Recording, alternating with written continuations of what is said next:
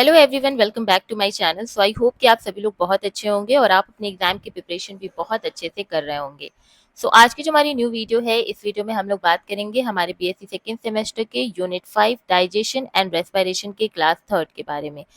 इस पूरे आज के वीडियो में हम रेस्पिरेशन की बात करेंगे, क्योंकि इससे पहले जो हमारे 1 और 2 इस यूनिट की जो वीडियोस थी क्लास 1 और 2 में, हम लोगों ने डाइजेशन के बारे में बहुत अच्छे से पढ़ा हुआ है। ठीक है, सारे टॉपिक्स हलवा क्लियर थे डाइजेशन से रिगार्डेड। अब इस यूनिट में हम लोगों को रेस्पिरेटरी सिस्टम भी पढ़ना है, तो रेस्पिरेटरी सिस्टम तो सबसे पहले समझना ही पड़ेगा। Then other table of content जो है वो है histology of trachea and lung, then mechanism of respiration पढ़ना है, then pulmonary ventilation, respiratory volumes and capacities, transport of oxygen and carbon dioxide in blood, then respiratory pigments, dissociation curves and the factor influencing it, and the control of respiration. Okay, तो ये सारे जो आपके topics हैं ये आपको respiratory system के under complete करना है। तो it is a very vast unit. ठीक है, पूरे अभी मैंने पूरा का पूरा आपका बीएससी सेकेंड सेमेस्टर का जो न्यू बैच आपका जेडबी बैच मैंने बनाया था आप लोगों के लिए, तो उसमें हम लोगों ने पूरी बॉटनी खत्म कर चुकी है। ओके, तो मुझे ये बताते हुए बहुत खुशी हो रही है कि हम लोगों ने सेकेंड सेमेस्टर की पूरी बॉटनी खत्म कर दी है। अगर आपको उस वीडियोस की लिंक चाहिए होगी, प्लेलिस्ट की लिंक चाहिए होगी, तो आप डिस्क्रिप्शन बॉक्स चेक कर लेना, एक बार चैनल पर विजिट कर लेना। सेकेंडली, हम लोगों ने जुअलॉजी में भी बहुत सारी यूनिट्स कंप्लीट की है। ये हमारी यूनिट 5 की लास्ट वीडियो होगी। देन इसके बाद हम यूनिट 6, 7, 8 भी बहुत जल्दी वन शॉट के रूप में कंप्लीट कर लेंगे। तो विद इन 5 डेज मैं आपके सभी के सभी टॉपिक्स को हलवा क्लियर कर दूंगी। And I just want you like from you all कि आप लोग चैनल को सब्सक्राइब करो और अपने कलीग्स, अपने फ्रेंड्स, अपने जूनियर्स, सीनियर्स सभी के पास शेयर करो, जिससे मुझे मोटिवेशन मिले और मैं और भी वंडरफुल नोट्स आप लोगों के लिए प्रोवाइड कर पाऊँ। देखो, मैंने गो टू नोट्स भी अपने टेलीग्राम चैनल पर अपलोड किया है, तो उसकी बात हम फर्दर करेंगे। अभी हम वीडियो को स्टार्ट करते हैं कि रेस्पिरेटरी सिस्टम क्या होता है। ठीक है, कुछ भी यहाँ पर बताने वाला नया नहीं है, सिर्फ आप यहाँ पर रिवीजन कर रहे हो, क्योंकि ऑलरेडी आपने ये 12th में पढ़ करके रख चुका है। ठीक है, अब रेस्पिरेटरी सिस्टम जो होता है, this is responsible for the exchange of oxygen and carbon dioxide between the body and the environment. Now you all know कि जो हमारे प्लांट्स होते हैं, है ना, उनका बाय प्रोडक्ट क्या होता है? उनका बाय प्रोडक्ट होता है ऑक्सीजन। ठीक है, और हमें ये ऑक्सीजन चाहिए होता है, और हमारा बाय प्रोडक्ट क्या होता है? Carbon dioxide. और प्लांट्स को ये कार्बन डाइऑक्साइड चाहिए होता है, बिकॉज कार्बन डाइऑक्साइड का यूज करके प्लांट्स जो होते हैं वो खाना अपना बनाते हैं, डेट इज ग्लूकोज। अब उसके दौरान, ग्लूकोज बनाने के दौरान उनका जो बाई प्रोडक्ट निकलता है, यानी उनके किसी काम का नहीं है, वो है ऑक्सीजन। वो ऑक्सीजन वो गैशियस के रूप में बाहर बॉडी से अपने निकाल देते हैं। एंड उन ऑक्सीजन को हम लोग क्या करते हैं? इनहेल करते हैं, हम अपनी बॉडी में लेते हैं, because without oxygen we can not survive. Oxygen जो है ना, वो हमारे सर्वाइवल के लिए अटमोस्ट इंपॉर्टेंट गैस है। ठीक है, तो ये जो हमारा ऑक्सीजन और कार्बन डाइऑक्साइड का एक्सचेंज हो रहा है हमारे सराउंडिंग से, हमारे इन्वायरमेंट से, हमारी बॉडी, हमारा इन्वायरमेंट और हमारी बॉडी के बीच में, इसे ही हम रेस्पिरेटरी सिस्टम कहते हैं। This is your respiration. Now it ensures the oxygen supply to tissues and remove CO2, a waste product of metabolism. जैसा मैंने आपको कहा कि CO2 जो है वो हमारा बाय प्रोडक्ट यानी वेस्ट मटेरियल है, और वहीं पर जो हमारा ऑक्सीजन है वो वेस्ट मटेरियल है प्लांट का। तो ये जो एक्सचेंज हो रहा है इन्वायरमेंट से हमारी बॉडी के बीच में CO2 एंड ऑक्सीजन का, this is known as respiratory system. Okay, now let me clear you one thing. If I talk about the respiration, respiration मतलब कि जब ये एक्सचेंज हो रहा है तो वहां पर क्या हो रही है? हमें एनर्जी भी मिल रही है। If I only talk about the inhalation and exhalation, कि हमने सांस लिया और हमने सांस छोड़ा, तो this is known as breathing. तो never be confused in these terms कि ब्रीदिंग क्या होती है और रेस्पिरेशन क्या होता है। क्या दोनों सेम होता है? बिल्कुल नहीं। रेस्पिरेशन के दौरान पर जो एक्सचेंज ऑफ गैसेस हो रहे हैं उसमें बहुत सारी चीजें होती हैं, हमें एनर्जी भी मिलती है। ठीक है, सेकेंडली जो ब्रीदिंग हो रही होती है ना, उसमें क्या हो रहा होता है कि हम सिर्फ इनहेल करते हैं और एक्सहेल करते हैं। Only this is the thing, आपको इतना याद रखना है। ठीक है, अब हम आगे बात करते हैं कि यहाँ पर लिखा हुआ है रेस्पिरेटरी सिस्टम। रेस्पिरेशन तो समझ में आ गया कि the exchange of oxygen and carbon dioxide between the body and the environment. What is this system? System मतलब कि बहुत सारे हमारे जो बॉडी के ऑर्गन्स हैं वो एक सिस्टमैटिक वे में इस रेस्पिरेशन की जो प्रोसेस है उसको प्रोसीड करते हैं। ठीक है, जैसे हमने डाइजेशन में पढ़ा था कि देयर वर पूरा एक एलिमेंट्री कैनॉल था जो डाइजेशन की प्रक्रिया को करा रहा था, पाचन की प्रक्रिया को वो पूरा तरीके से संपूर्ण करा रहा था। उसी तरीके से रेस्पायरेशन भी बहुत एक सिस्टमैटिक वे में हमारे ऑर्गन्स के द्वारा संपूर्ण कराया जाता है। ठीक है, दैट इज वाई ये सिस्टम यहाँ पर लिखा हुआ है। रेस्पिरेटरी सिस्टम में बहुत सारे ऑर्गन्स आते हैं। Lungs is the main thing, like main organ जो रेस्पिरेशन की प्रोसेस करा रहा होता है। ठीक है, लंग्स को अगर आप देखोगे तो लंग्स में आपको सबसे पहले अटैच्ड आपको यहाँ पर ट्रैकिया दिखाई देगा। ठीक है, ये ट्रैकिया आपको आपके गले से होते हुए दिखाई देगी। ठीक है, ट्रैकिया जो है सबसे पहले देखो, हमारा जो रेस्पिरेटरी सिस्टम है वो दो भाग में बटा हुआ है, the upper respiratory and the lower respiratory. ठीक है, अब पार्ट की हम बात करते हैं तो अपर में हमारा क्या आता है, जो हमारी नाक होती है, जो नाक की कैविटी होती है। ठीक है, ये हमारा अपर रेस्पिरेटरी ट्रैक्ट में आता है। फिर फेरिंग्स यानी थ्रोट हमारे अपर रेस्पिरेटरी ट्रैक्ट्स में आते हैं। देन लैरिंग्स यानी जिसे मैं बोल रही हूँ ना, वॉइस बॉक्स, वो भी हमारे अपर रेस्पिरेटरी ट्रैक्ट में आता है। इनका काम क्या है, तो देखिए, जो हमारे अपर रेस्पिरेटरी सिस्टम्स में नोज एंड नेजल कैविटी है, यानी नाक और नाक के अंदर जो होल एक पूरी तरीके से कैविटी भरी पड़ी है, ये क्या करता है, जब हम सांस लेते हैं, जब हम कोई भी लाइक हवा ऐसे ग्रहण कर रहे हैं ना, हम ऑक्सीजन ले रहे हैं। अब ऑक्सीजन के साथ साथ हमारे एयर में बहुत सारे डस्ट पार्टिकल्स हैं, पोलन ग्रेन्स हैं, बहुत कुछ है। तो उनको फिल्टर करने के लिए, वार्म करने के लिए एंड मॉइस्चर करने के लिए हमारे नाक में आप देखते हो कि नेजल हेयर्स भी पाए जाते हैं, है ना। दैट इज वाई हमारे नाक में म्यूसिजिलिनस चीजें भी होती हैं, जो चिपचिपी चीजें होती हैं, पदार्थ होता है, वो क्या करता है, इन एयर्स में से जितने भी डस्ट होते हैं, लाइक हमारी बॉडी में सिर्फ ऑक्सीजन जाना चाहिए, उसके अलावा जो भी है वो वही नेजल कैविटी में रुक जाएगा एंड बाद में आप उसको अपने नाक को साफ कर लेते हो।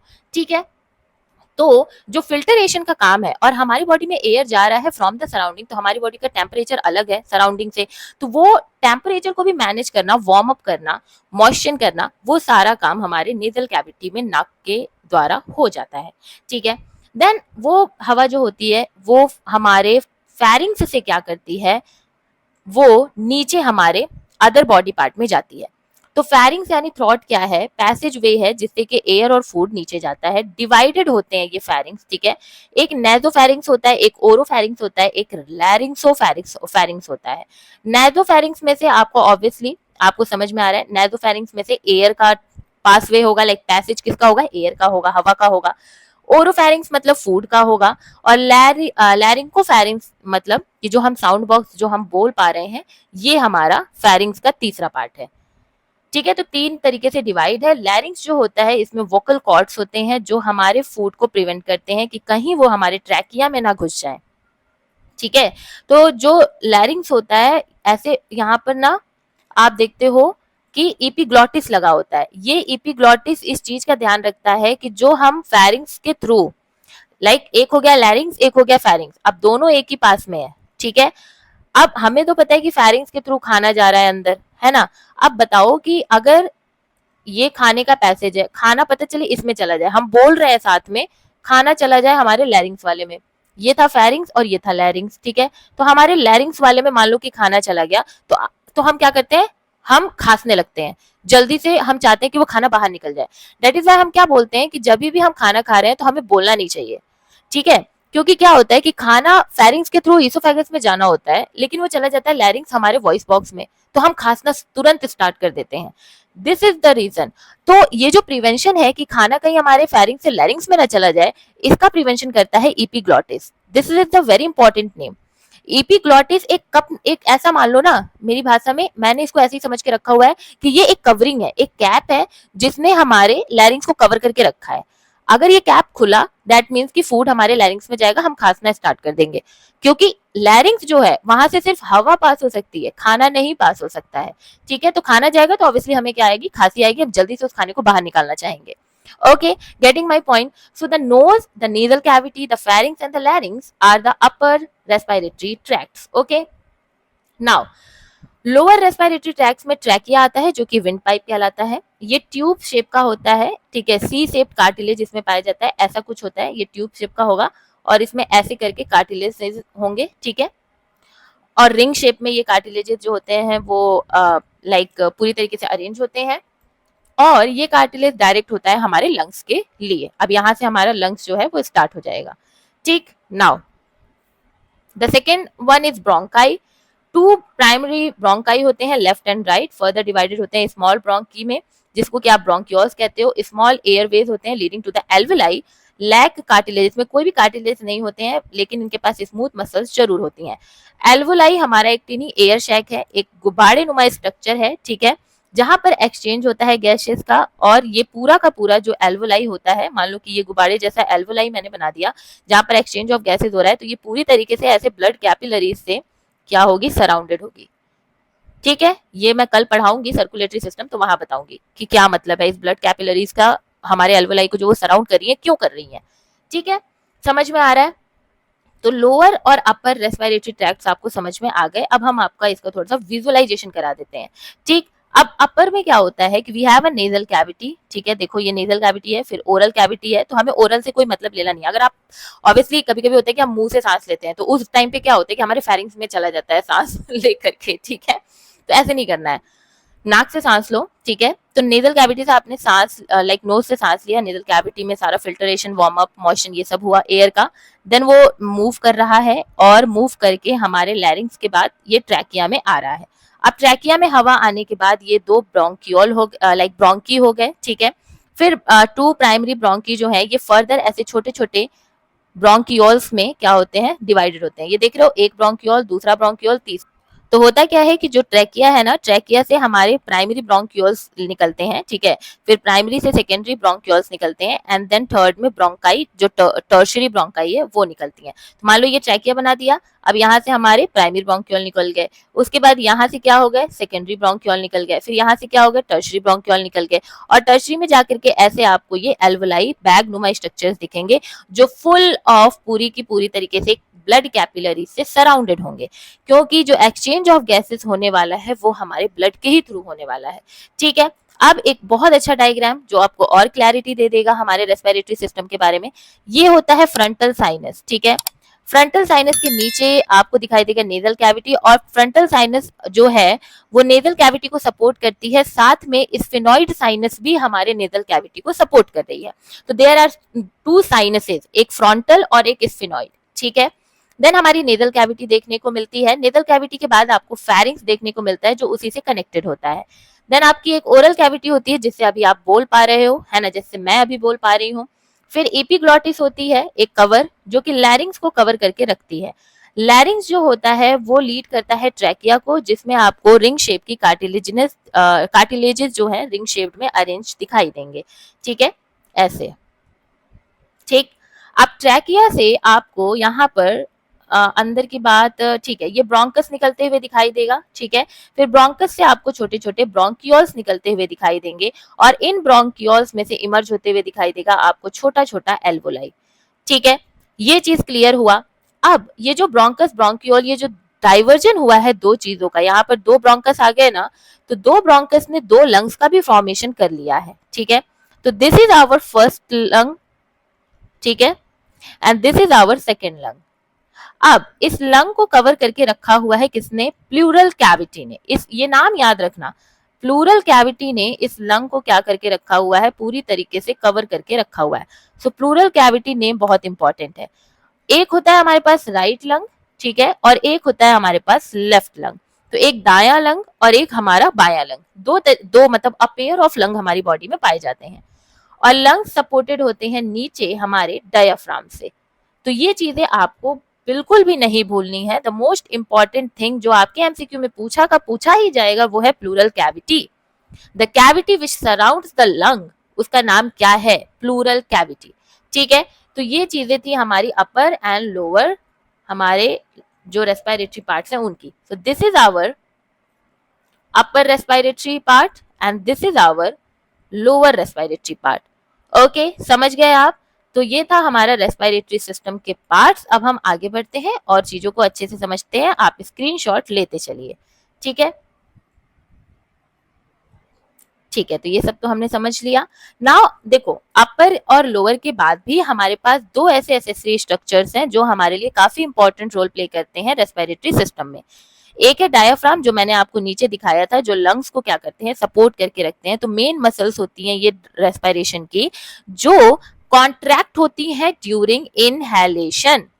जब हम इनहेलेशन की प्रोसेस कर रहे होते हैं, यानी हम सांस ले रहे होते हैं, जैसे मैंने अभी सांस ली ना, आप सांस लो एक बार, मेरे कहने पे एक बार सांस लो अच्छे से, तो आप देखोगे ऐसे सांस लेने पे आपकी बॉडी क्या हो रही है, थोड़ी सी रिलैक्स हो रही है, तो वहां पर आपका जो डायाफ्राम है वो कॉन्ट्रैक्ट हो रहा है, समझ रहे हो आप। तो डायाफ्राम संकुचित हो जाता है इनहेलेशन के दौरान, और यही डायाफ्राम रिलैक्स हो जाता है एक्सहेलेशन के दौरान। जब आप सांस छोड़ देते हो तो वो अपनी दोबारा से अपनी ही देखो, मान लो ये डायाफ्राम है, ये इसका एक्चुअल साइज है, तो जब आप इनहेलेशन करते हो तो ये डायाफ्राम छोटू सा हो जाता है, सिकुड़ जाता है, और जैसे आप एक्सहेलेशन करते हो तो ये रिलैक्स हो जाता है। सांस लिया तो संकुचन हो गया डायाफ्राम का, और जैसे ही सांस छोड़ा तो ये अपने जो उसका मेन उसका जो शेप था उसमें वो आ गया। तो ये जो शेप का चेंज हो रहा है, तो आपको ये तो समझ में आ रहा है कि अगर हड्डी होती, अगर डायाफ्राम हड्डी होती तो शेप चेंज तो नहीं हो रहा होता। तो हमारा डायाफ्राम क्या है, मसल है, तो muscle can easily be contract and can relax also. ठीक है, तो डायाफ्राम क्या है, मेन मसल है हमारी रेस्पिरेशन की। Then we have a intercostal muscle, जो कि हेल्प करती है हमारे रिप केजेस को एक्सपेंड एंड कॉन्ट्रैक्ट करने के लिए ड्यूरिंग द ब्रीदिंग। अब क्योंकि देखो हमारे जो लंग्स हैं, जो हमारा हार्ट है, these are the most important organ of our body. ठीक है, तो इनको प्रिवेंट करके रखना, इनको प्रोटेक्ट करके रखना बहुत जरूरी है। और हमारी बॉडी में सबसे ठोस चीज क्या है जिससे हमें प्रोटेक्शन मिल सकती है, वो हो गई हमारी हड्डियां।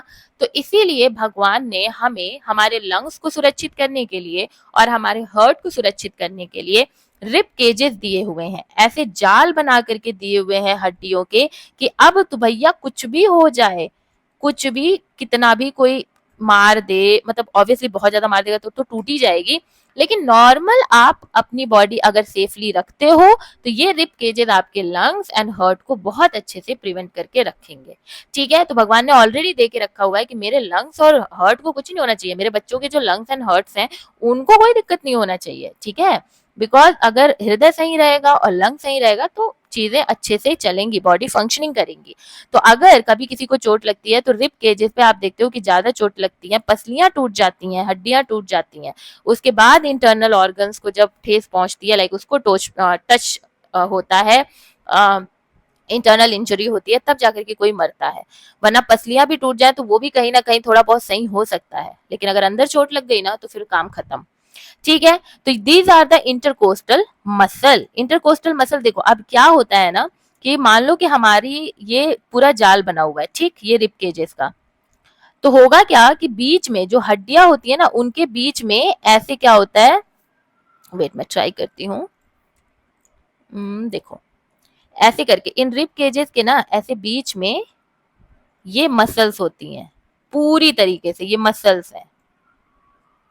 ठीक है, देख रहे हो ये मसल्स हैं, तो ये हमारी इंटरकोस्टल मसल है, देख रहे हो ये इंटरकोस्टल मसल है, जो क्या कर रही है, हम जब सांस ले रहे हैं और छोड़ रहे हैं तो उस दौरान, क्योंकि लंग्स इसके अंदर ही तो बंद है, तो लंग्स जब फूलेगा तो ये तो हड्डी को मतलब दिक्कत होनी चाहिए ना, अगर फूलता है तो वो तो हड्डी से टच होगी तो हमें बड़ी दिक्कत होगी। तो वो गैप थोड़ा सा बना रहता है, वो ऐसा रहता है कि भाई आप सांस ले रहे हो या छोड़ रहे हो तो भी आप एक्सपेंड एंड कॉन्ट्रेक्शन के दौरान भी रिप केजेस जो हैं वो ठीक है। क्यों? क्योंकि मसल्स हैं, muscles can contract and relax, समझ रहे हो। तो ये हमारे एसएसटी स्ट्रक्चर्स हैं। तो हमने आपको क्या क्या पढ़ाया, हमने 3 पार्ट्स आपको पढ़ाए हैं हमारे रेस्पिरेटरी सिस्टम के। सबसे पहले हम लोगों ने बात की अपर की, अपर रेस्पिरेटरी पार्ट, देन हमने लोअर रेस्पिरेटरी पार्ट की बात की, देन हमने एसएसटी स्ट्रक्चर्स की बात की। इतने स्ट्रक्चर्स इसमें प्रेजेंट है, दैट इज वाई सब सिस्टमैटिक काम में सिस्टमैटिक वे में काम करते हैं, और हमारा जो रेस्पिरेशन है वो अच्छे से चलता जाता है। अपर में हम लोगों ने क्या पढ़ा, nose, nasal cavity, larynx, pharynx, है ना, एपिग्लॉटिस। देन हमने लोअर में क्या पढ़ा, trachea, bronchus, bronchioles, alveoli. Accessory में हमने क्या पढ़ा, diaphragm and intercostal muscles. Okay, are you getting my points? क्या समझ पा रहे हो आप ये सब चीजें? तो वेल डन। ओके, नाउ हम बात करेंगे ट्रैकिया एंड लंग्स की हिस्टोलॉजी की, हम थोड़ा सा उसके अंदर और घुसने की कोशिश करेंगे। तो हम अब histology of trachea and lungs के बारे में पढ़ना स्टार्ट करते हैं। Okay, so first of all we need to understand what is histology. Okay, बहुत ही इजी है, हम इस टर्म को तोड़ेंगे ना तो हमें दो, एक प्रफिक्स मिलेगा, एक सफिक्स मिलेगा। तो प्रीफिक्स में देखो, हिस्टो यानी होता है टिश्यू, और लॉजी यानी कि उसके बारे में पढ़ना, यानी टू स्टडी अबाउट। तो जब हम टिश्यू के बारे में पढ़ते हैं, हम जो इंटरनल टिश्यूज होते हैं हम उनके बारे में पढ़ते हैं, तो हम उन्हें क्या कहते हैं, histology. As you all know कि हमारा जो सेल है वो जब बहुत सारे सेल्स ग्रुप में आते हैं तो वो टिश्यू का फॉर्मेशन करते हैं, है ना। फिर जब टिश्यू बहुत सारे ग्रुप में आते हैं तो वो एक ऑर्गन का फॉर्मेशन करते हैं, फिर बहुत सारे ऑर्गन जो आते हैं वो ऑर्गन सिस्टम का फॉर्मेशन करते हैं, और एक ऑर्गन सिस्टम पूरा का पूरा इंडिविजुअल बना लेता है। ठीक है, तो यहाँ पर हम किसकी बात करेंगे, हम टिश्यू लेवल पे बात करेंगे। अगर हम ट्रैकिया की बात करें, जो कि हमारा लोअर रेस्पिरेटरी ट्रैक्ट का पहला पार्ट था, जहां पर हमने देखा कि ये ट्यूब लाइक का स्ट्रक्चर था, जिसको किसने घेरा हुआ है, कार्टिलेज के ऐसे रिंग लाइक स्ट्रक्चर ने पूरी तरीके से सराउंड करके रखा हुआ है। अरेंजमेंट कुछ इस तरीके से है। ठीक है, तो जैसे ही आप ट्रैकिया के टिश्यू के बारे में पढ़ोगे तो ट्रैकिया के टिश्यू में आपको सबसे पहले एपिथेलियम दिखाई देगी, जो कि सबसे ऊपर वाली परत होती है। इसे हम लोग pseudo stratified ciliated columnar epithelium भी कहते हैं, जिसमें गॉबलेट सेल पाया जाता है। ये चीज आपको बहुत अच्छे से याद रखनी है कि गॉबलेट सेल हमें कहाँ पर देखने को मिलता है, तो हमें ट्रैकिया में देखने को मिलता है, उसके एपिथेलियम सबसे ऊपर वाली लेयर में। ठीक है, ये गॉबलेट सेल जो होते हैं ये म्यूकस का सिक्रीशन कर रहे होते हैं। ठीक है, कई बार पूछ दिया जाता है कि गॉबलेट का फंक्शन क्या होता है, तो म्यूकस का सिक्रीशन। ओके, सेकेंड हमारे पास जो इसका पार्ट है वो है लैमिना प्रोप्रिया। ये क्या होते हैं, ये लूज कनेक्टिव टिश्यूज होती हैं, जिसमें ब्लड वेसल्स एंड लिम्फोफेटिक्स पाए जाते हैं, लिम्फेटिक्स पाए जाते हैं और ब्लड वेसल्स पाए जाते हैं। देन वी हैव अ सब म्यूकोसा का एक लेयर, जिसमें आपको सेरो म्यूकस ग्लैंड आपको देखने को मिलेगा for additional mucus production. Okay, then we have a cartilage. Cartilage जो होता है वो शी शेप का हाइलिन, ये होता है ना, ये जो अभी बनाया ब्लू कलर से, ये हाइलिन कार्टिलेज रिंग्स होती हैं, जो कि स्ट्रक्चरल सपोर्ट हमारे ट्रैकिया को प्रोवाइड करती हैं। देन वी हैव एडवेंशिया, जो कि आउटर लेयर होती है, जो कनेक्टिव टिश्यू के साथ और लाइक हमारा जो ब्लड वेसल है, जो कनेक्टिव टिश्यू है उसकी बनी हुई होती है, और ये सबसे ज्यादा आउटर लेयर है। तो the very first layer of our trachea is epithelium and the outer layer is the adventitia. बीच में आपको लैमिना प्रोपिला दिखेगा, सब म्यूकोसा दिखेगा, और कार्टिलेज के आपको रिंग्स देखने को मिलेंगे, और हाइलिन रिंग्स होंगे, ये आपको समझना है। अब this is a very good diagram. इतने अच्छे अच्छे डायग्राम्स, इतनी अच्छी अच्छी स्लाइड्स मैं बना के लाती हूँ, तो ऑब्वियसली आपको चैनल को सब्सक्राइब करना चाहिए, क्योंकि ये मुझे बहुत मोटिवेट करता है। ओके, तो चैनल पर न्यू होंगे तो चैनल को सब्सक्राइब जरूर करिएगा।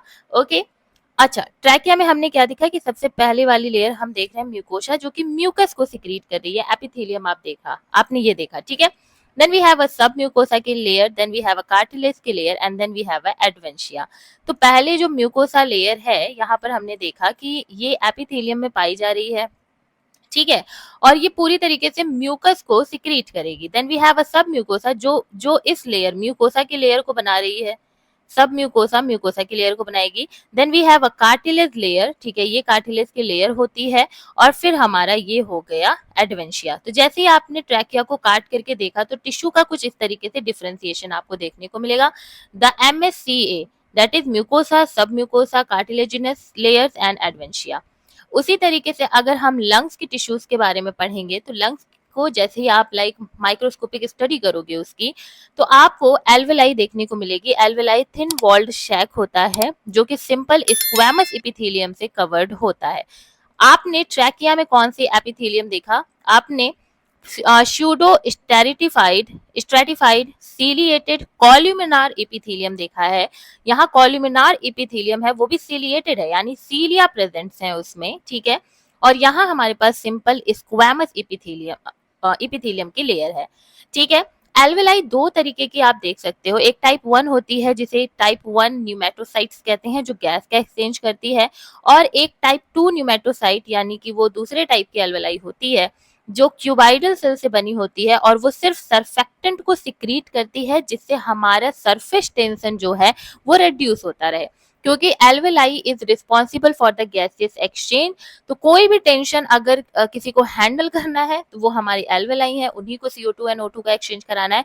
तो जो सरफेस टेंशन है उसको सही रखने के लिए, उसको मैनेज बैलेंस करने के लिए, हमारे पास एक क्यूबॉइडल सेल से बनी टिश्यूज होती हैं, जो सिक्रीट करती हैं सरफेक्टेंट, जिसे हम कहते हैं टाइप 2 न्यूमेटोसाइट। ठीक है, pneumocyte. Okay, then we have a bronchiole. मैंने आपको बताया था कि लंग्स में ब्रोंकियोल भी होते हैं, तो ब्रोंकियोल लाइन होते हैं सिंपल कॉल्यूमिनार या क्यूबॉइडल एपिथेलियम से कोई भी आपको ब्रोंक्यूल्स में कार्टिलेज नहीं दिखाई देगा, सिर्फ वो स्मूथ मसल से आपको बनी हुई दिखाई देंगी। फिर मैंने आपको बताया था कि जो हमारी एल्वेलाई होती हैं वो कैपिलरीज से पूरी तरीके से सराउंडेड होती हैं, और ये कैपिलरीज इस वजह से सराउंडेड हैं क्योंकि जो हमारा एल्वेलाई है, मान लो कि ये एल्वेलाई है और इसको ऐसे सराउंड किया हुआ है, ओहो मैंने गलत कलर से बना दिया, we have to take light colour, ठीक है। मान लो कि दिस इज अ एल्वेलाई, ठीक है, और इसके ऊपर हमने क्या कर दिया, हमने ऐसे कैपिलरीज ब्लड की बना दी।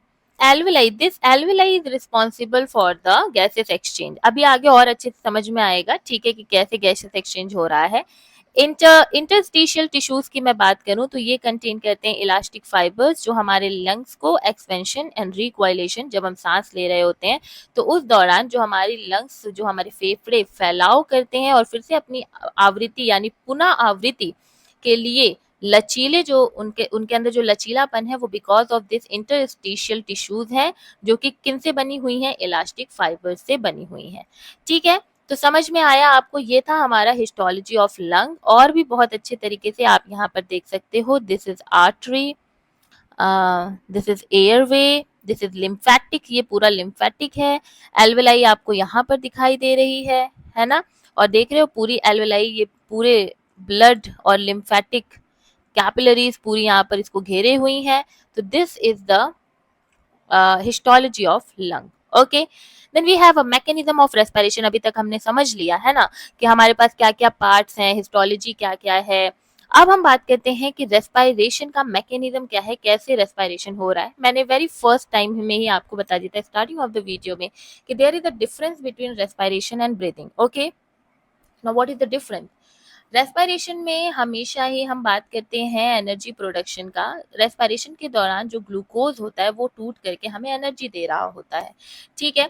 रेस्पिरेशन एक तरीके का बायोकेमिकल प्रोसेस है, लेकिन वहीं अगर हम ब्रीदिंग की बात करेंगे ना, तो ब्रीदिंग सिर्फ हमारा एक आई कैन से मैकेनिकल फिजिकल ऐसा प्रोसेस है जिसमें हम केवल से केवल इनहेल कर रहे हैं एंड एक्सहेल कर रहे हैं, कुछ भी एनर्जी प्रोडक्शन नहीं हो रहा है। तो this is the basic difference. Now हम रेस्पिरेशन की बात करेंगे, तो रेस्पिरेशन में हम देखते हैं कि एक होता है इंस्पिरेशन यानी सांस को लेना, इनहेलेशन की प्रोसेस, और फिर एक्सपायरेशन यानी सांस को छोड़ देना, एक्सपायरेशन मतलब कि एक्सहेलेशन कर लेना। ये हमारा दो प्रोसेसेस हमारे रेस्पिरेशन में इन्वॉल्व होते हैं, और ये दोनों ही प्रेशर चेंजेस जो हमारे जो थोरैकिक, हमारा जो थोरैक्स है ना, उसकी एक्टिविटी की वजह से जो प्रेशर क्रिएट होता है उसकी वजह से हम क्या करते हैं, सांस को ले भी पाते हैं और सांस को छोड़ भी पाते हैं, ठीक है। अब मैं आपको बोल रही हूँ, एक बार गहरी सांस लो, लिया, this is the inhalation. Now उस सांस को छोड़ो, this is the exhalation. Okay, अब हम बात करेंगे इनहेलेशन यानी इंस्पिरेशन के बारे में, और एक्सहेलेशन एक्सपिरेशन भी कहलाता है। तो सबसे पहले इंस्पिरेशन। इंस्पिरेशन में जब हमने सांस ली, ठीक है, अब आप एक बार दोबारा से सांस लो अच्छे से, ठीक है। होता क्या है कि जैसे ही आप सांस लेते हो, जैसे मैं अभी सांस ले रही हूँ, ठीक है, तो हमारा डायाफ्राम जो है वो कॉन्ट्रैक्ट करता है, ठीक है, यानी वो सिकुड़ जाता है और ऊपर की तरफ आ जाता है, सॉरी डाउनवर्ड चला जाता है, क्योंकि हम सांस ले रहे हैं। तो सांस हम बाहर से अंदर की तरफ ले रहे हैं जब, तो हमारा डायाफ्राम ऑलरेडी लंग्स के नीचे है, तो वो सांस आने की वजह से वो और नीचे शिफ्ट कर जाएगा, ठीक है। तो डायाफ्राम क्या हुआ, डाउनवर्ड चला गया। फिर एक्सटर्नल इंटरकोस्टल मसल्स जो होती हैं वो कॉन्ट्रैक्ट कर जाएंगे। इंटरकोस्टल मसल कहाँ थी, रिबकेज के पास थी। तो क्योंकि हम सांस ले रहे हैं तो हमारा जो इंटरकोस्टल मसल है वो क्या करेगा, कॉन्ट्रैक्ट करेगा, ठीक है, और हमारा रिब केस एक्सपेंड करेगा। फिर जो थोरैकिक वॉल्यूम होगा हमारा वो इंक्रीज हो जाएगा, और इंट्रा पल्मोनरी प्रेशर्स जो होते हैं वो लोअर हो जाएंगे, ठीक है। एयर फ्लो करेगा हमारे, मतलब air flows into the lung due to the pressure gradient. जो प्रेशर ग्रेडियंट कॉज हुआ है इंट्रा पल्मोनरी जो थोरैकिक एक्टिविटी की वजह से, उस प्रेशर ग्रेडियंट की वजह से एयर जो है वो हमारे लंग्स तक आ जा रही है। तो बेसिकली यहाँ पर क्वेश्चन ऐसे पूछा जाता है कि इंस्पिरेशन के दौरान कौन सी चीजें नहीं होती हैं या कौन सी चीजें होती हैं। तो नन ऑफ देम या ऑल ऑफ देम, ये वाला क्वेश्चन आपसे पूछा जाएगा। जैसे मैं कहूं कि इंस्पिरेशन के दौरान डायाफ्राम कॉन्ट्रैक्ट करता है और वो मूव कर जाता है अपवर्ड, तो क्या ये सही है? बिल्कुल नहीं। आपको एक-एक वर्ड्स यहाँ पर रटने पड़ेंगे, कि वैसे रट भी सकते हो और खुद एक्सपीरियंस भी कर सकते हो। जब आप सांस लेते हो ना, तो डायाफ्राम कॉन्ट्रैक्ट यानी सिकुड़ जाती है, और वो क्योंकि वो नीचे है, आप सांस ऊपर से ले रहे हो भाई, तो फिर वो नीचे की तरफ और ज्यादा चला जाता है, क्योंकि हम ऊपर से फिर से तो कुछ डाल रहे हैं। अब मान लो कोई बोरा है, ठीक है, उसमें हमने ऑलरेडी 10 सामान रखे हुए हैं, अब हम 11वां सामान डालेंगे और फिर से हम बहुत सारे सामान ऐसे डालने लगेंगे, तो हमारे जो नीचे वाले हैं वो और नीचे जाने लगेंगे ना, वो अपने आप को सेटल करने लगेंगे। ठीक है, तो वैसे ही डायाफ्राम है। जब हम सांस लेते हैं, जब सांस भरते हैं, तो हम क्या कर रहे हैं, हम देख रहे हैं कि डायाफ्राम ऑलरेडी नीचे है, सांस भरने के बाद वो और नीचे चला जाता है, तो वो मूव करता है डाउनवर्ड और कॉन्ट्रैक्ट हो जाता है, मतलब कि संकुचन, यानी वो एकदम लाइक छोटू सा हो जाएगा, अपने साइज से छोटू हो जाएगा। ठीक है, एक्सपायरेशन में सेम उल्टा, diaphragm and intercostal muscles relax कर जाती हैं, थोरैकिक वॉल्यूम डिक्रीज हो जाता है, इंटरपल्मोनरी प्रेशर जो होते हैं वो इंक्रीज हो जाता है। आपको याद कैसे करना है, इंस्पिरेशन याद कर लो, उसका उल्टा एक्सपायरेशन है, एक्सपायरेशन याद कर लोगे, उसका उल्टा इंस्पिरेशन है।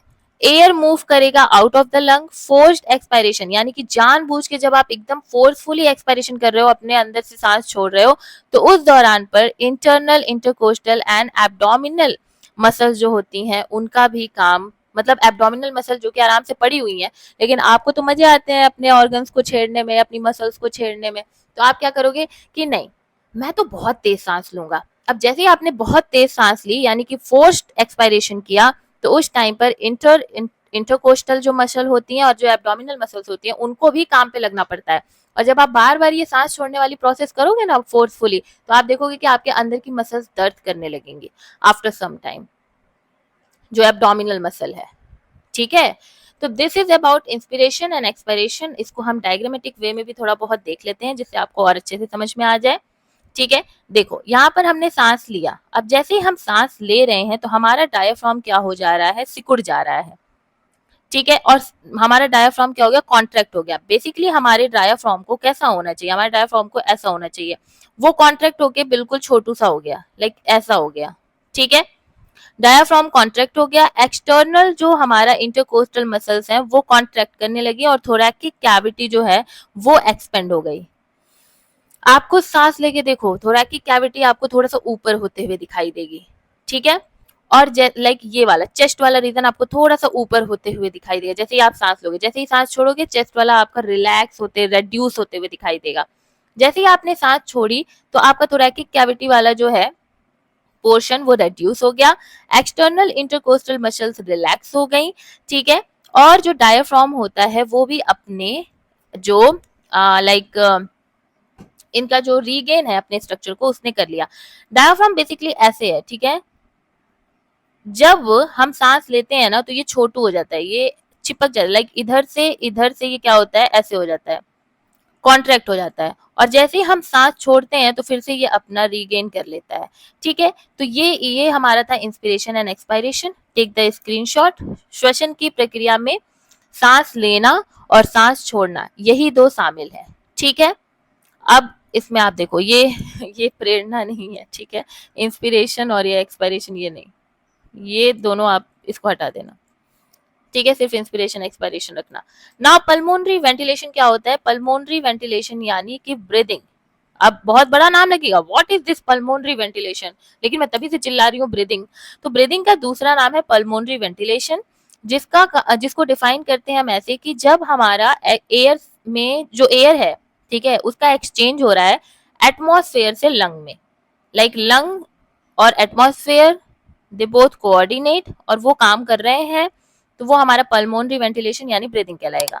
जैसे ही एयर मूव करेगा हमारी बॉडी में, लाइक इंस्पिरेशन होगा, और जैसे ही वो बाहर जाएगा लंग्स के द्वारा, वो एक्सपायरेशन कहलाएगा। ठीक है, ट्रैवलिंग होती है from the region of higher air pressure to the lower air pressure. अब tell me one thing, environment में बहुत ज्यादा, मान लो कि ये आप हो, ठीक है, दिस वन इज यू, तो इन्वायरमेंट में बहुत ज्यादा प्रेशर है गैसेस का या आपके लंग्स में। ऑब्वियसली आप कहोगे कि दीदी इन्वायरमेंट में बहुत ज्यादा प्रेशर है, क्योंकि इन्वायरमेंट तो बहुत बड़ा है ना, लंग्स की तो एक अपनी साइज है, तो लंग्स में बहुत ज्यादा तो है नहीं, तो कहाँ से कहाँ मूव करेगा, हायर कंसेंट्रेशन से लोअर कंसेंट्रेशन में ही तो कोई चीज जा रही होती है। तो हायर कंसेंट्रेशन हो गया हमारा सराउंडिंग, वहां से जो एयर है वो हमारे लंग्स में जा रही है, यानी लोअर कंसेंट्रेशन में जा रही है। समझ रहे हो आप? तो region of high air pressure to the region of low air pressure में हमारा जो होता है ट्रैवलिंग एयर का देखा जाता है। नाक के थ्रू इंस्पिरेशन हो जाता है, या आप कभी कभी मुंह के थ्रू भी आपको सांस लेना पड़ जाता है। तो इंस्पिरेशन ये हो गया, एंड आउट कहाँ से होता है? तो लंग्स के वजह से, लंग्स के द्वारा होता है। ओके। पल्मोनरी वेंटिलेशन या ब्रीदिंग एक मूवमेंट है एयर का in and out of the lungs. It is regulated by the medulla oblongata and influenced by chemoreceptors detecting CO2 level. Okay. तो किसके द्वारा ब्रीदिंग कंट्रोल की जाती है? Medulla oblongata. ठीक है, wait. Okay, so this is our brain stem. ठीक है, ब्रेन में आप देखते हो कि this is our cerebrum, the largest one. Then उसके नीचे आपको यहाँ पर सेरिबेलम दिखाई देगा। ठीक है, ये सेरिबेलम हो गया। नाउ सेरिबेलम जो है वो आपका अटैच होता है स्पाइनल कॉर्ड से। ठीक, ये हमारा ब्रेन हो गया। नाउ जैसे ही आप इसको हटा दोगे, सेरिबेलम वाले पार्ट को हटा दोगे, ठीक है, ये वाला पार्ट ये मैं निकाल रही हूँ। ठीक है, इसको मैंने निकाल दिया। जैसे ही मैं इसको निकालूंगी तो मुझे कुछ ऐसा पार्ट दिखाई देगा। ठीक है, ये थैलेमस होगा, आपको थैलेमस सेंटर में दिखाई देगा।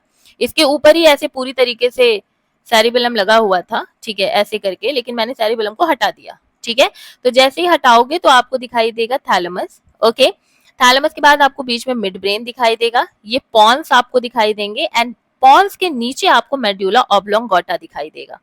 ठीक है, अगर हम सेरिब्रम हटा देते हैं तो हमें दिखने को मिलता है कि ये मेडुला ऑब्लोंगेटा पॉन्स के नीचे है। तो ब्रेन स्टेम तीन डिवाइड हुआ है, तीन पार्ट में। The first one is midbrain, ठीक है, the second one is pons, and the third one is medulla oblongata. तो this medulla oblongata, this part, और इसके नीचे स्पाइनल कॉर्ड आ जाता है। तो अगर ये किसी को देखना है ना, तो अपने गर्दन जो पीछे है ना, पीछे आपकी जो गर्दन है उसको टच करो, वो आपका मेडुला ऑब्लोंगेटा है। ऊपर ब्रेन हो गया, नीचे स्पाइनल कॉर्ड हो गया, बीच में हमारा मेडुला ऑब्लोंगेटा दोनों को जोड़ रहा है।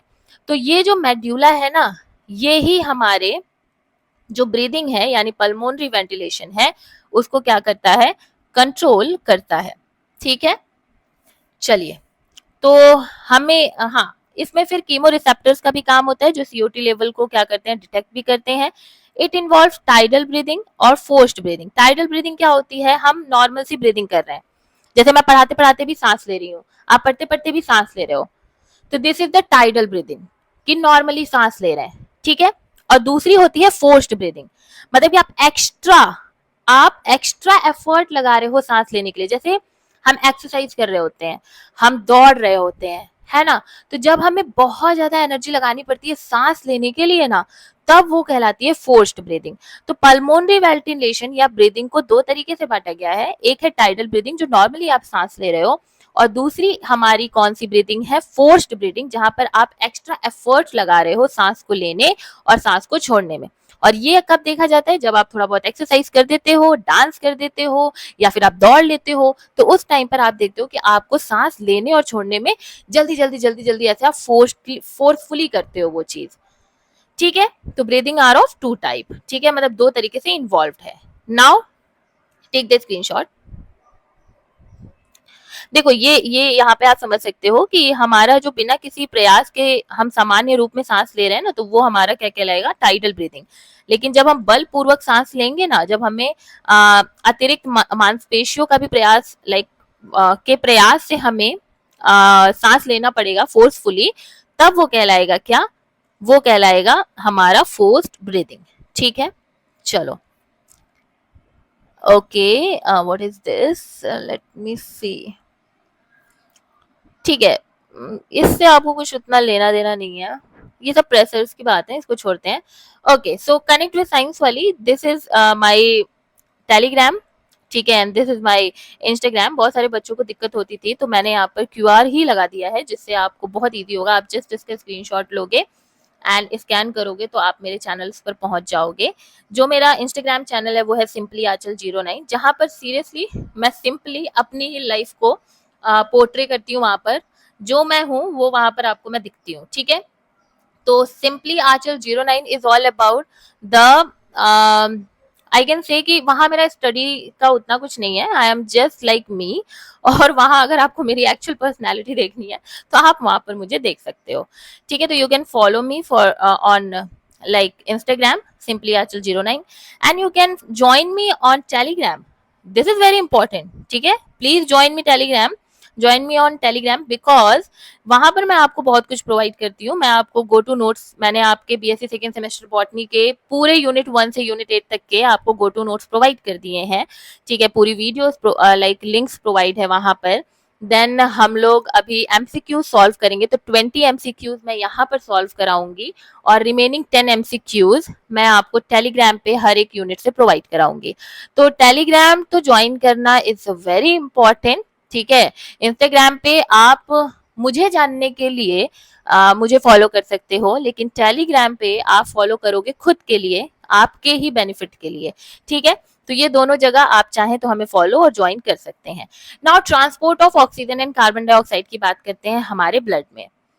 अब जो ऑक्सीजन है, कार्बन डाइऑक्साइड है, उन सबको हमने देख लिया कि कैसे ब्रीदिंग हो रही है, क्या रेस्पिरेशन है, कौन कौन से पार्ट्स हैं। नाउ हम देखेंगे कि ठीक है बाबा, कार्बन डाइऑक्साइड को अपन बाहर फेंक रहे हैं और ऑक्सीजन को अंदर ले रहे हैं, तो ये ट्रांसपोर्ट कौन करा रहा है, ये ऑक्सीजन को अंदर कौन लेके जा रहा है।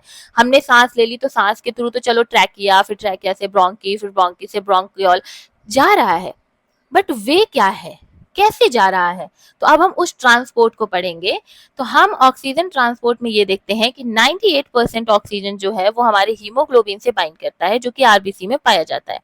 Haemoglobin is a protein which is responsible for the red colour in our RBC. ये जो हमारा हीमोग्लोबिन होता है, ये एक तरीके का कार होता है, ठीक है। ये एक तरीके का कार है जो ऑक्सीजन को अपने ऊपर बैठा लेता है, ठीक है।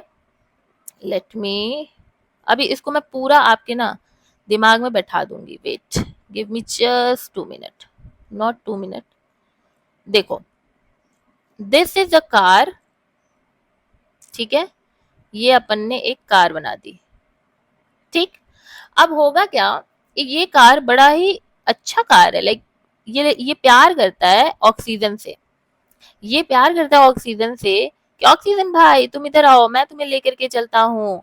और ऑक्सीजन जो है वो भी इसकी लाइक वो इसको ऐसे दोस्ती में रखता है कि अच्छा ठीक है मैं आता हूँ, ठीक। तो हमारे जो हीमोग्लोबिन है, ठीक है, बेसिकली ये रेड कलर का होना चाहिए था बट मैंने ऐसे बना दिया है। तो जो हीमोग्लोबिन है ना, वो क्या करते हैं, वो जो हमारा ऑक्सीजन होता है जो बॉडी में जा रहा है through the nasal cavity, in oxygen को ये कार यानी हीमोग्लोबिन अपने पर बैठा लेता है, यानी बाइंड कर लेता है, ठीक है। तो इसके पास जो हीमोग्लोबिन है ना, इसके पास 4 सीटें होती हैं, ठीक है। 4 व्हीलर है ये। तो इसी में ये हीमोग्लोबिन आकर के बैठ जो हमारा ऑक्सीजन है वो आकर के बैठ जाता है, ऑक्सीजन के मॉलिक्यूल्स। तो basically what I am trying to say कि हीमोग्लोबिन जो है उसके साथ बाइंडिंग होती है किसकी, ऑक्सीजन की, ठीक है। तो ये हीमोग्लोबिन से आकर के बाइंडिंग हो जा रही है। तो बाइंडिंग जब हो रही है तो एच और ऑक्सीजन जब मिलते हैं तो वो बना लेते हैं HbO3, सॉरी O2, ठीक है, जिसको कि हम ऑक्सी हीमोग्लोबिन कहते हैं, ठीक। तो ऑक्सीजन का ट्रांसपोर्टेशन कैसे हो रहा है, ब्लड में प्रेजेंट आरबीसी के द्वारा, जिसमें हीमोग्लोबिन पाया जा रहा है। ये हीमोग्लोबिन ऑक्सीजन से बाइंड करते हैं और ऑक्सी हीमोग्लोबिन यानी HbO2 का फॉर्मेशन करते हैं। 98% तो ऐसा हो रहा होता है। अब 2% हमारे प्लाज्मा में डिसॉल्व हो जाते हैं और वो ट्रांसपोर्ट होते हैं इन सोल्यूशन। अब देखो, ब्लड, प्लाज्मा, ये अपन कल पढ़ेंगे, ठीक है। कल आपका जो टॉपिक है वो circulatory system and excretory system है, तो मैं वहां पर वो चीज पढ़ाऊंगी। अब ऑक्सीजन जो है वो रिलीज होता है टिश्यू में, जहां पर पार्शियल प्रेशर हमारे ऑक्सीजन का कम होता है। Now what is this partial pressure. Partial pressure ऐसा प्रेशर होता है जो हमारे ग्रुप ऑफ बहुत सारे गैसेज हैं, ठीक है। This is gas number 1, this is gas number 2, then we have a gas number 3 also, ठीक है। मान लो oxygen, nitrogen, carbon dioxide, these are the gases. लेकिन इन सभी ग्रुप ऑफ गैसेज में से कोई एक सिंगल गैस का प्रेशर कितना है, कितना वो प्रेशर एक्सर्ट कर रहा है, this is known as partial pressure. Getting my point, what is partial pressure? Partial pressure is a pressure exerted by a single gas in a mixture of gases, ठीक है। तो हमारे जो टिश्यूज होती हैं उनमें ऑक्सीजन को रिलीज किया जाता है, क्योंकि वहां पर जो पार्शियल प्रेशर ऑक्सीजन का हो रहा है वो लो होता है। अब PO2 क्या है, PO2 पार्शियल प्रेशर है हमारे ऑक्सीजन गैस का। PO2 यानी amount of oxygen gas dissolved in blood या लंग्स में कितना amount of oxygen gas dissolve है, दिस इज PO2 और इसको मेजर किया जाता है mmHg में। ठीक है, किसमें? mmHg यानी मिलीमीटर्स ऑफ मर्क्यूरी। ठीक है, समझ में आ रहा है? तो हम देखते हैं कि पार्शियल प्रेशर ऑक्सीजन का लो होता है तब हमारी टिश्यूज में ऑक्सीजन की जरूरत पड़ती है कि जल्दी से ऑक्सीजन लेकर के आओ, जल्दी से ऑक्सीजन लेके आओ, तो फिर हम जल्दी से सांस लेते हैं और वो ऑक्सीजन पहुंचता है। ठीक है, सिमिलरली जो हमारा CO2 है उसका भी ट्रांसपोर्ट हो रहा है। अब आउट ऑफ 100 7% CO2 जो है वो प्लाज्मा में डिसॉल्व हो जाते हैं। 23% हीमोग्लोबिन के साथ बाइंड करके कार्ब एमाइनो हीमोग्लोबिन यानी HbCO2 बना लेते हैं और 70% जो है वो बाइकार्बोनेट के रूप में हमारे रिएक्शंस के through, different type of reactions के थ्रू हमारे बॉडी में ट्रांसपोर्ट होते हैं। रिएक्शंस में जैसे कार्बन डाइऑक्साइड और H2O मिलते हैं तो वो H2CO3 बना लेते हैं और HCO3 प्लस H प्लस में टूट जाते हैं, कैटेलाइज किए जाते हैं कार्बोनिक एनहाइड्रेज इन RBC। तो basically this slide is all about the transportation कि ऑक्सीजन का ट्रांसपोर्टेशन 98% ऑक्सी हीमोग्लोबिन के रूप में हो रहा है, 2% वो डिजोल्व हो जा रहा है प्लाज्मा में। लेकिन कार्बन डाइऑक्साइड में 7% प्लाज्मा में डिजोल्व है, 23% जो है वो हीमोग्लोबिन के साथ बाइंड करके कार्ब एमाइनो हीमोग्लोबिन के द्वारा उसको पूरी बॉडी में फैलाया जा रहा है और 70% जो है वो ट्रांसपोर्ट होता है बाइकार्बोनेट्स के रूप में। तो ये सारे क्वेश्चंस पूछे जाते हैं। ठीक है, now take the screenshot and let's move on our next slide. See, this is our alveoli. अब इसको मैं बताती हूँ, this is the trachea. Trachea के बाद वी हैव अ ब्रोंकस। ठीक है, देन ब्रोंकस के बाद we have a bronchioles and the bronchiole के बाद वी हैव अ एल्वोलाई। ठीक है, दिस इज द कार्टिलेज। ठीक है, कार्टिलेज से ये ब्रोंकस निकला, ब्रोंकस से ये primary bronchiole, secondary bronchiole, tertiary bronchiole and then we have a alveoli. ठीक है, ओके, सो दिस एल्वोलाई, अब इनके बारे में हम समझते हैं कि कैसे पल्मोनरी गैस एक्सचेंज हो रहा है। ठीक, ये एल्वोलाई हमने बना लिया। मैंने आपको बताया था कि एल्वोलाई पूरी तरीके से ब्लड कैपिलरीज, लिम्फेटिक से क्या होती है, सराउंडेड होती हैं। तो ये हमने बना दी ऐसे ब्लड कैपिलरीज। ब्लड कैपिलरीज में डीऑक्सीजनेटेड ब्लड भी होता है और ऑक्सीजनेटेड ब्लड भी होता है। नाउ डीऑक्सीजनेटेड ब्लड और ऑक्सीजनेटेड ब्लड्स का अंतर क्या है मैं आपको बता देती हूँ। डीऑक्सीजनेटेड यानी कि ऑक्सीजन की कमी है। अगर ऑक्सीजन की कमी है तो किस चीज, कौन सा चीज ज्यादा होगा? बेसिकली कार्बन डाइऑक्साइड ज्यादा होगा। तो ऐसे ब्लड जिसमें कार्बन डाइऑक्साइड की मात्रा ज्यादा होती है ऑक्सीजन से, उसे हम कहते हैं क्या? Deoxygenated blood. वहीं पर जब ये कार्बन डाइऑक्साइड की मात्रा बिल्कुल कम हो जाती है और ऑक्सीजन की मात्रा बढ़ जाती है तो वो कहलाता है क्या? वो कहलाता है हमारा ऑक्सीजनेटेड ब्लड। तो मुझे बताओ कि कौन सा ब्लड हमारे लिए अच्छा है? हमारे लिए जो ब्लड अच्छा है वो है ऑक्सीजनेटेड ब्लड, क्योंकि हमारे सभी मेटाबॉलिज्म के लिए वी नीड दिस ऑक्सीजन। तो भाई हमें तो ऐसा ही ब्लड दो जिसमें ऑक्सीजन है। तो हम क्या कर रहे हैं कि हमारे बॉडी में बहुत सारे मेटाबॉलिज्म होते हैं जिसमें कार्बन डाइऑक्साइड बाहर निकलता है। तो अगर वो बाहर निकल रहा है तो जैसा मैंने आपको बताया कि बाहर निकल करके वो हमारी ही बॉडी में 100% ट्रांसपोर्ट हो रहा है, या तो बाइकार्बोनेट के रूप में, या कार्ब एमाइनो हीमोग्लोबिन के रूप में, या फिर अनदर प्लाज्मा में डिसॉल्व होकर के। तो इसको बाहर निकालना तो बहुत जरूरी है ना, क्योंकि ये तो बाई प्रोडक्ट है, ये हमारी बॉडी में रहा तो बड़ी दिक्कत है। तो इसीलिए इसको बाहर निकालने के लिए हमें जरूरत पड़ती है हमारे एल्वेलाई की। नाउ ये एल्वेलाई क्या करते हैं? ये डीऑक्सीजनेटेड ब्लड से इस कार्बन डाइऑक्साइड को ले लेते हैं। ठीक है, और जो इनके पास ऑक्सीजन होता है वो हमारे ब्लड को दे देते हैं। तो गंदगी को अपन ने बाहर ले लिया और अच्छी चीजों को हमने डाल दिया। तो this is your what? The exchange. जैसे मान लो कि ब्लड इज अ रिवर। ठीक है, अब ये रिवर में मैंने क्या किया कि एक यहाँ पर बैरियर लगा दिया, और इस बैरियर के बाद मैं देख रही हूँ कि जो रिवर पहले गंदी थी, अब वो रिवर इस बैरियर के बाद आ रही है तो वो पूरी की पूरी साफ आ रही है। तो यहाँ पर क्या हो रहा है कि इस रिवर में जो ब्लड है, ब्लड रिवर मैं मान रही हूँ, उसमें कार्बन डाइऑक्साइड बहुत ज्यादा है। अब इस ब्लड को मुझे प्यूरिफाई करना है भाई। मेरे अंदर तो ब्लड लिमिटेड वे में है ना, ऐसा थोड़ी कि मैं रोज रोज ब्लड पी रही हूँ नया नया, नहीं। मेरे अंदर तो जो ब्लड है उसी से मुझे काम चलाना है ना, उसी से मुझे जिंदा रहना है।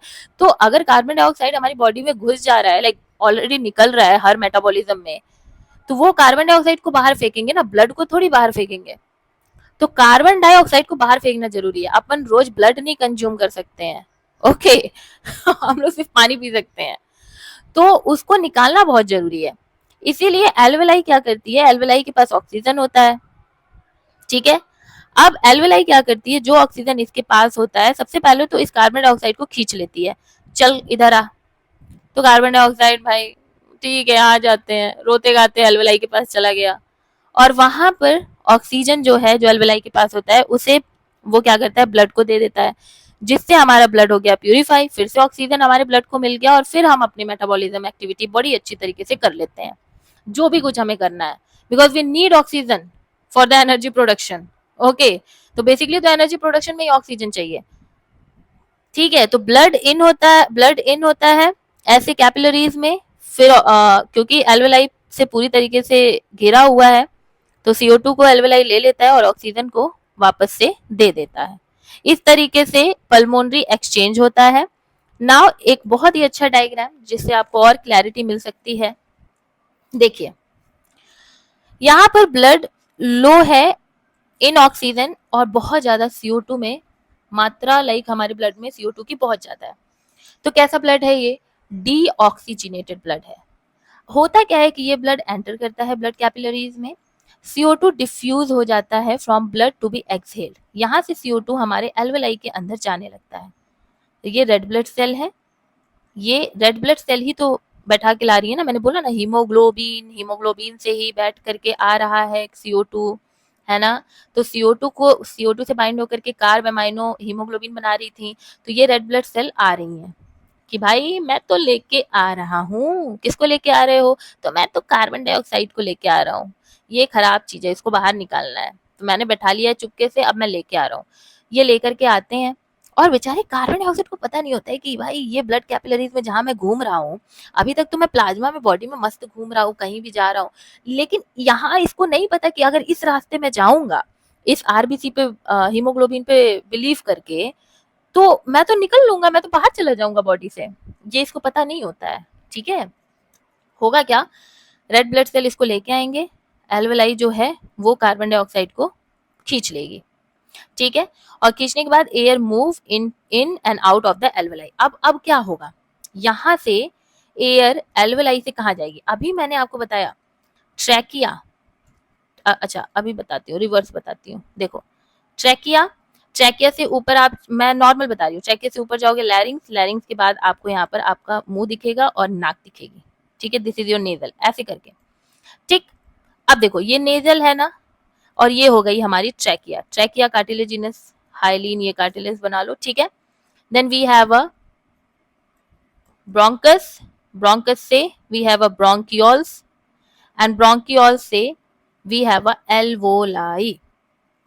एल्वेलाई पूरी तरीके से क्या है, ब्लड कैपिलरीज से घिरी हुई, तो हम बना लेते हैं, ये बना दिया हमने ब्लड कैपिलरी। यहाँ से क्या हुआ कि CO2 जो है वो एल्वेलाई ने खींच लिया, और ऑक्सीजन जो है, जो कि ऑलरेडी अभी आ रहा है, मैं बता रही हूँ, देखो एल्वेलाई ने खींचा, अब यहाँ पर मान लो कि ये ऑक्सीजन है, ठीक, ये मैंने बना दिया ऑक्सीजन, ठीक। अब समझना मेरी बात, इस ऑक्सीजन को एल्वेलाई कहाँ लेके जाएगा, ये एल्वेलाई में ऑक्सीजन कह रहे कार्बन डाइऑक्साइड को कहाँ लेके जाएगा, ये एल्वेलाई ने क्या किया, इस तरीके से ऊपर ऐसे, ये वापस से फिर से बाहर गया, कार्बन डाइऑक्साइड बाहर चला गया, समझ रहे हो। और कार्बन डाइऑक्साइड जब बाहर जा रहा है तो ऑक्सीजन भी तो इनहेल कर रहे हैं अपन, वो कहाँ आएगा, तो यहाँ नेजल से ट्रैकिया, ट्रैकिया से ब्रोंकस, ब्रोंकियोल, एल्वेलाई, समझे। और ब्लड कैपिलरीज प्यूरिफाई होती जा रही हैं, और गैसेस एक्सचेंज होता जा रहा है। तो this is your respiratory system and this is the role of alveoli. समझ गए? अब ये जो हमारा जो ब्लड जिसको हमने साफ कर दिया है, हमने ऑक्सीजन युक्त कर दिया है, वो ब्लड अब हमारी बॉडी के अंदर जाएगा और अपना अपना काम करेगा। ठीक है, कैपिलरी वॉल होती है यहाँ पर, ये कैपिलरी वॉल है। ठीक है, फिर we have a alveolus wall, capillary wall. एक मिनट, मैं इसको अलग से बनाती हूँ, ये थोड़ा सा कंफ्यूजिंग हो जाएगा आपके लिए। देखो, ये अपन ने एल्वेलाई बना दिया। ठीक है, then we have a alveoli के ऊपर एक लेयर है एल्वियस वॉल। ठीक है, अब एल्वेलाई के ऊपर है तो ऑब्वियसली ये एल्वेलाई की ही दीवार हुई, तो एल्वियस वॉल। फिर एल्वियस वॉल के बाद आपको ब्लड कैपिलरी दिखाई देंगी। तो ये हमने कैपिलरी क्या है, ट्यूब लाइक स्ट्रक्चर ही तो है, तो ये हमने क्या कर दिया, ये हमने कैपिलरीज बना दी। अब जो हमारा रेड ब्लड सेल था वो तो भाई चुपके से बैठा के लेके आ रहा है कार्बन डाइऑक्साइड को कि चल भाई चल, तू बस चल ले, फिर मैं तेरे को बताता हूँ। तो बहुत बॉडी में रह करके ना बॉडी को बहुत नुकसान पहुंचा रहा है। ठीक, तो वो उसको चुपके से बैठा लेता है कि बैठ, अरे यार रेड कलर क्यों नहीं मिल रहा मुझे। ओके, सो ये रेड ब्लड सेल बैठा के लाता है कि चलो चलो कार्बन डाइऑक्साइड, चलो चलो तुम्हें घुमा के लाते हैं। घुमा के लाने के बाद क्या करता है, ले जाके एल्वेलाई में फेंक देता है, चल निकल बाहर, बॉडी से बाहर निकलो। वो कार्बन डाइऑक्साइड बाहर आ जाता है और जो हमने इनहेल किया होता है ऑक्सीजन, उसको फिर हमारा जो रेड ब्लड सेल है वो बैठा करके ले जाता है। क्योंकि ऑब्वियसली मैंने आपको शुरू में ही बताया था कि हीमोग्लोबिन लव ऑक्सीजन, तो वो बाइंड करना चाहेगा कि आ जाओ आ जाओ, मैं 4 व्हीलर हूँ, प्लीज मेरे पास 4 सीटें हैं, ऑक्सीजन तुम आ सकते हो। तो ऑक्सीजन से बहुत प्यार करता है। तो इसको केवल क्या करना है, इसको इसको CO2 को सिर्फ बैठाना है, इसलिए कि तुम्हें मैं बाहर पहुंचाऊं। मुझे चाहिए तो मेरी महबूबा जो कि ऑक्सीजन है, उन्हीं को मैं बैठा के लेके जाने वाला हूँ। तो फिर यहाँ से क्या होता है, फिर बाइंडिंग हो जाती है ऑक्सीजन की हमारे रेड ब्लड सेल के साथ जो हीमोग्लोबिन है, और हमारा क्या बन जाता है, ऑक्सी हीमोग्लोबिन। और फिर ये ऑक्सी हीमोग्लोबिन हमारे पूरा हमारी बॉडी में 98% क्या होती है, ट्रांसपोर्टेशन हो जाती है। ठीक है, तो इस तरीके से आप देखते हो कि रेस्पिरेशन जो है वो आपकी बॉडी में हो रहा है। ठीक है, take the screenshot. Then we have a respiratory pigments, ऐसे पिगमेंट जो रेस्पिरेशन को हेल्प करेंगे। ठीक है, हमारे रेस्पिरेशन में हेल्प करेंगे। वो कौन कौन से पिगमेंट्स हैं, तो सबसे पहले तो हीमोग्लोबिन ही है। ये हमारे वर्टिब्रेट्स में पाए जाते हैं। हीमोग्लोबिन जो है वो ऑक्सीजन के साथ बाइंड करते हैं लंग्स में और रिलीज होते हैं टिश्यूज में। मायोग्लोबिन्स मसल्स में पाई जाती हैं और ऑक्सीजन को स्टोर करके रखती हैं। हीमोसाइनिन ऑर्थोपोड्स एंड मोलस्कन्स में पाया जाता है, जो कि आयरन की जगह कॉपर लेकर के घूम रही हैं। हमारे हीमोग्लोबिन में ना कौन सा एलिमेंट पाया जाता है, पता है ना? पता तो होगा, नहीं पता क्या? आयरन पाया जाता है। ठीक है, तो HB में आयरन होता है, हीमोग्लोबिन में आयरन होता है। लेकिन वहीं जब हमारे ऑर्थोपोड्स है ना और मोलस्कन्स की बात करते हैं तो उसमें आयरन की जगह पर ये हीमोग्लोबिन में कॉपर आ जाता है। ग्लोबिन, आयरन, कॉपर, सायनिन, समझ रहे हो? अब हीमोसाइनिन की बात ये है कि जैसे हीमोग्लोबिन में रेड कलर है, आपको रेड दिखाई देता है आपका blood because of the presence of haemoglobin, वैसे ही हीमोसाइनिन की प्रेजेंस की वजह से जो ब्लड होता है वो ब्लूइश कलर का दिखाई देता है। ऑक्टोपस को कभी काट के देखना, ब्लू कलर का ब्लड दिखाई देगा। क्यों? क्योंकि उनमें रेस्पिरेटरी पिगमेंट्स कौन सी हैं, हीमोसाइनिन है। और ये ब्लू कलर क्यों आया? Copper, copper is responsible, the cyanin is responsible. Okay, then another respiratory pigments is chlorocruorin, जो कि हमारे एनालिट्स में पाए जाते हैं और ये ग्रीन कलर होते हैं। भाई इनका ब्लड ग्रीन कलर का होगा, एनालिट्स जो होते हैं वो ग्रीन कलर के ब्लड देखेंगे, आप उसको काटोगे ग्रीन कलर का ब्लड दिखेगा।